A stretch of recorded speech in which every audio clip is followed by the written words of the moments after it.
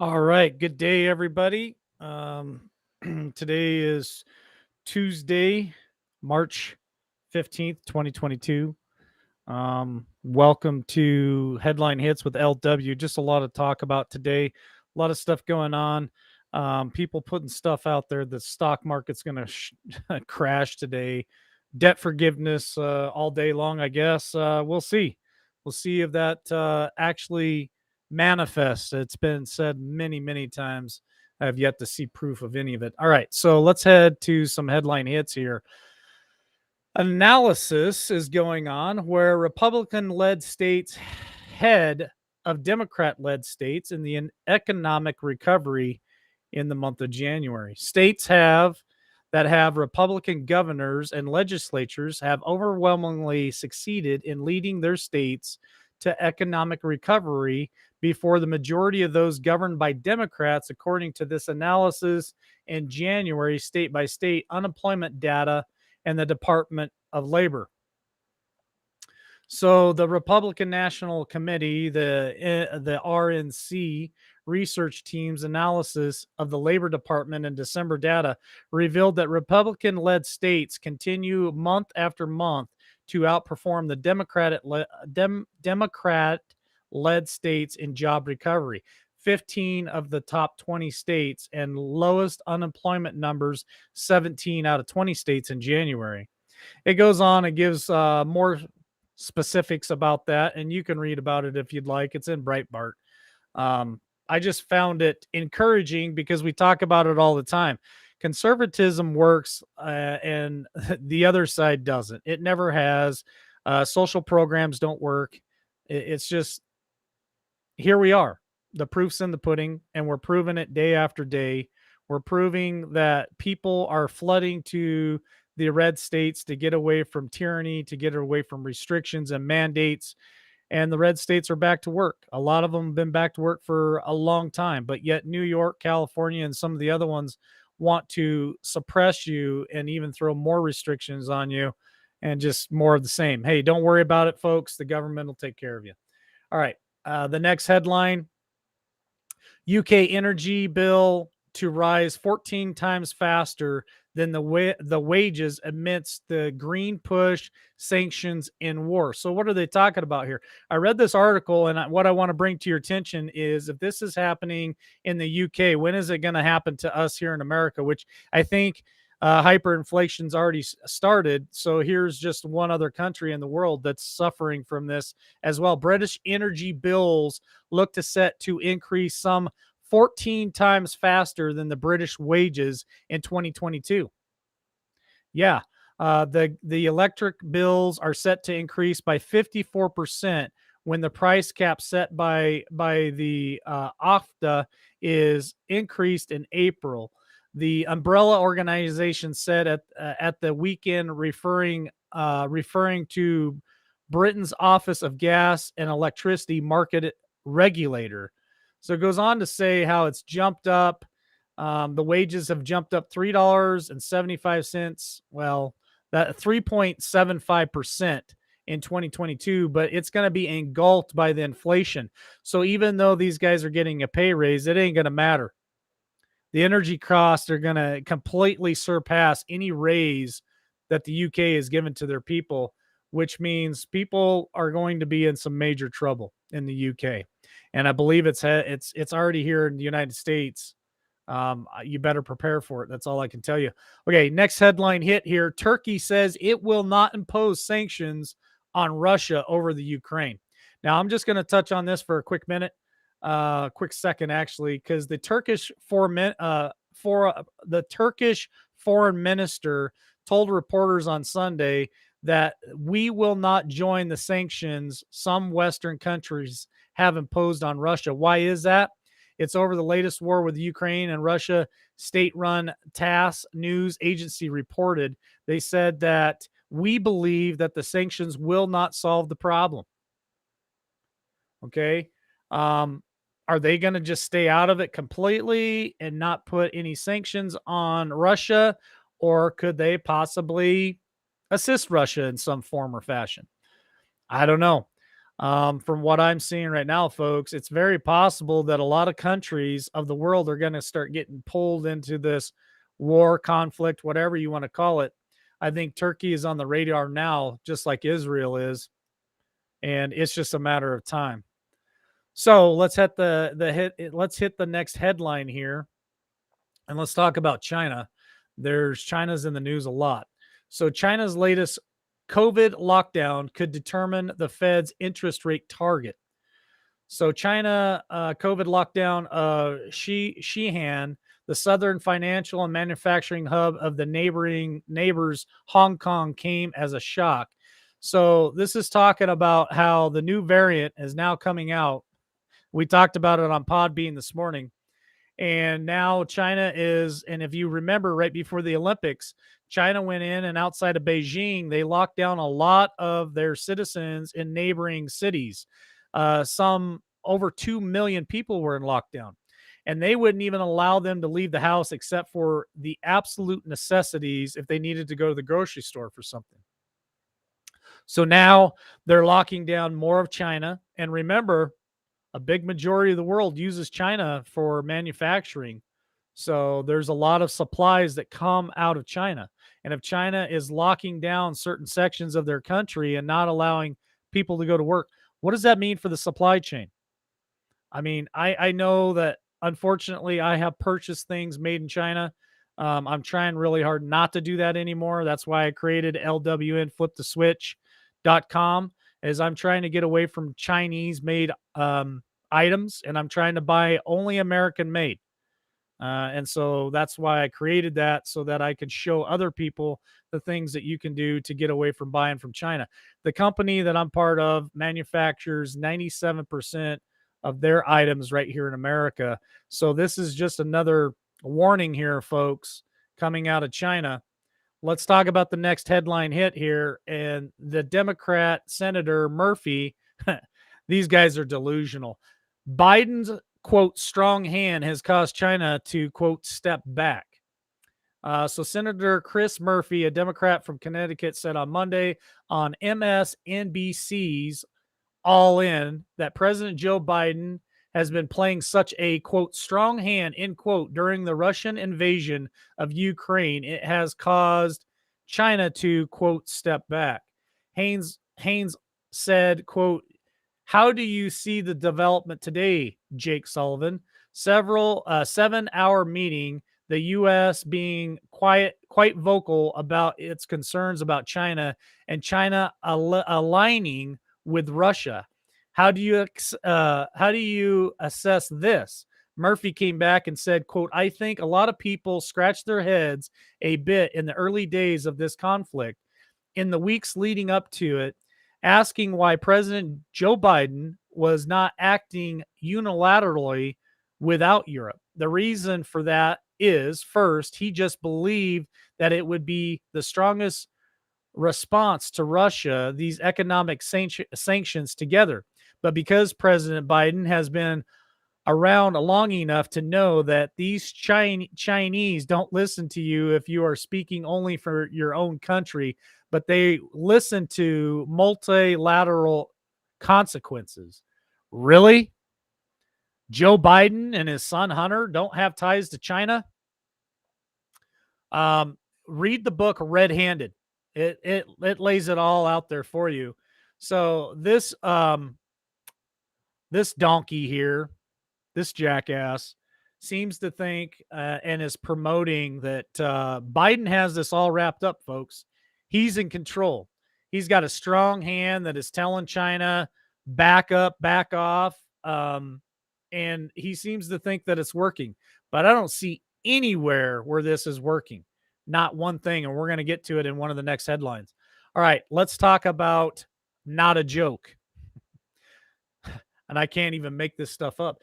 Joe Biden blames Vladimir Putin for inflation that spiked in 2021. President Joe Biden again tried to blame Russian President Vladimir Putin for inflation on Monday, calling him a major factor in the raising prices. Quote, now the second big reason for inflation is Vladimir Putin and gas prices, end quote, Biden claimed. quote, not a joke.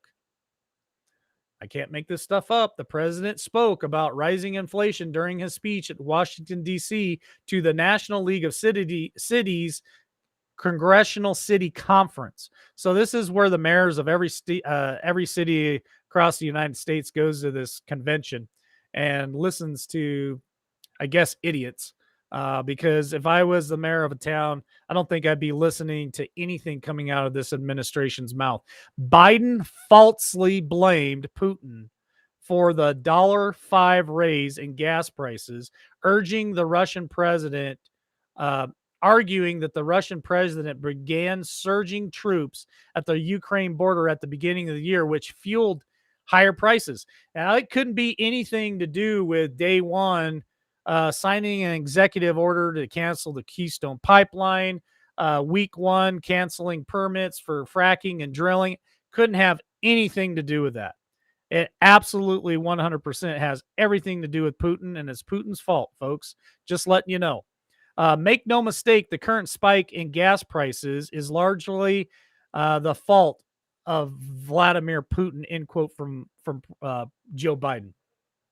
So he also takes credit for the $1.9 trillion of the American Rescue Plan that they voted for, passed, and put into action. Again, folks, 1.9 trillion. They're voting on another 1.5 trillion, just trillion after trillion after trillion. We just keep printing money. We just keep printing it. I'm telling you right now, man, we cannot sustain what is happening in our country. If you are not prepared for what's going to happen, God bless you, because you're being warned right now. You've been warned several times, not just from me, from other channels. So pay attention. Here's another headline. Pentagon pushes back on no-fly zone over Ukraine. What's that all about? Well, the Pentagon on Monday pushed back against the idea of enforcing a no-fly zone over the Ukraine, as some lawmakers call for the United States to intervene in this country's war against Russia. I'm telling you guys right now, we have talked about it on Podbean this morning with John Estabrooks. Remember 9/11.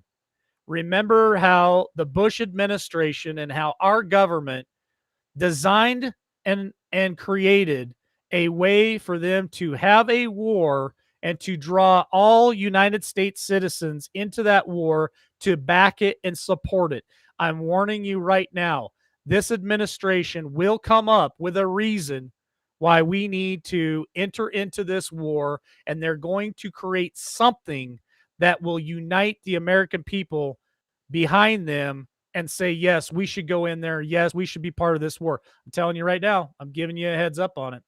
The U.S. Senator defense official during a background briefing on Ukraine told reporters that the no-fly zone over Ukraine would not have prevented the Russians from bombing the military training center in western Ukraine, since the attacks came from inside Russia airspace.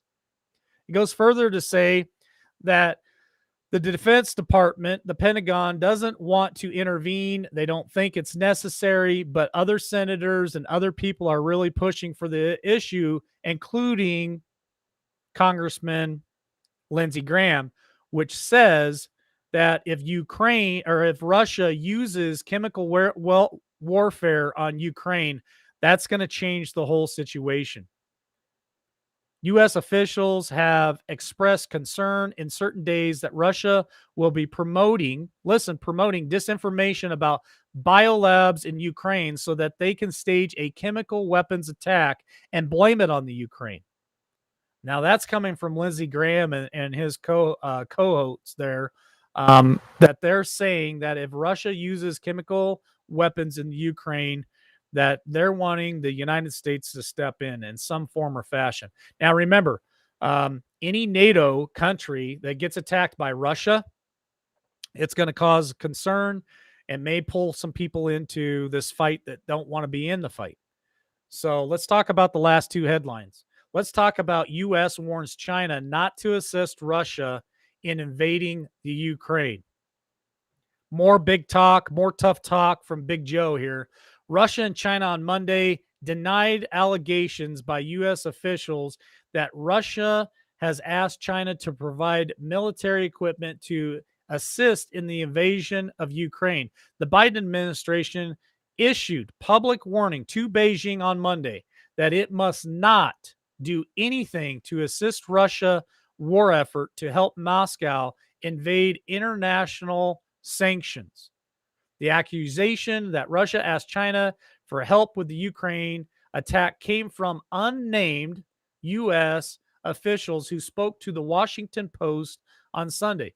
The officials did not say what kind of weaponry would be required or requested, or whether they know how China has responded yet, end quote. Similar reports were published on Sunday by Financial Times and the New York Times and Politico, probably quoting the same anonymous U.S. official. Who is this official? This report said that Russia had been asking China for military equipment and other assistance since the start of the invasion. Other person familiar with the situation as the U.S. was preparing to warn its allies amid some of the indications that China may be preparing to help Russia.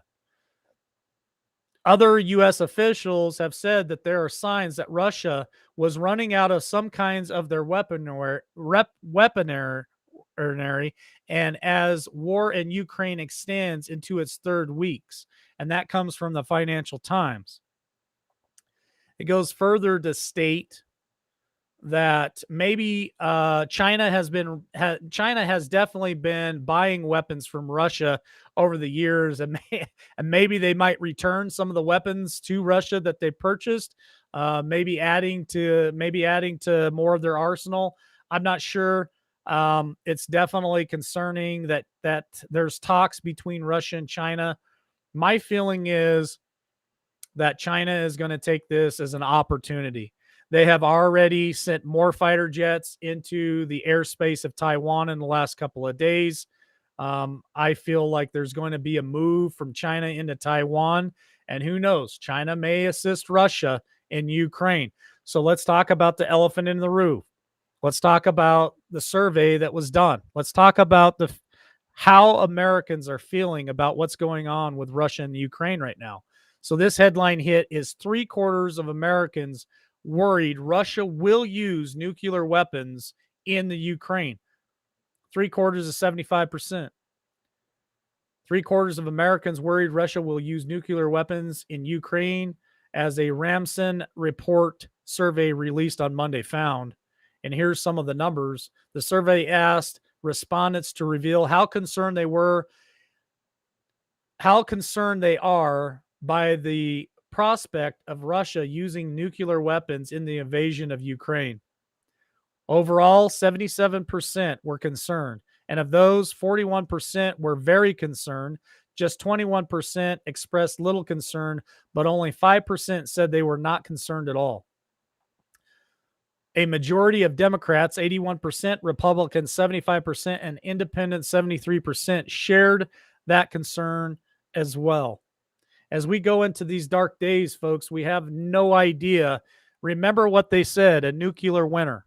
Winter's not over yet. Could there be a nuclear attack? Well, I don't know. I'm not Putin. I'm not a military analyst, but I can tell you it is looming, and there are a lot of people looking at it and a lot of people concerned about where this is all going to take us. There is talk that Israel is getting ready to supply Europe, possibly with natural gas. They're setting on a very big natural gas reserve, and with Russia turning off the pipeline to Europe, it may be an opportunity for Israel to step up. But if they do that, does that put a target on their back? There's been some missiles shot off by accident, supposedly. Other countries getting involved in certain situations, like India right now. Where does that leave Korea? I don't know. Just a lot of things starting to fester, in my opinion, really starting to build up. I feel the buildup. So make sure that you guys are prayed up, prepped up, prepared. Just a lot of things happening in our world today. Put your faith in Jesus Christ. that he has this, and that's the only person that can save us at this point. So thanks for joining me today for Headline Hits. You guys have a wonderful day, and we will be back this evening at 8 Eastern Standard Time right here on Facebook, Twitch, and YouTube. See y'all later.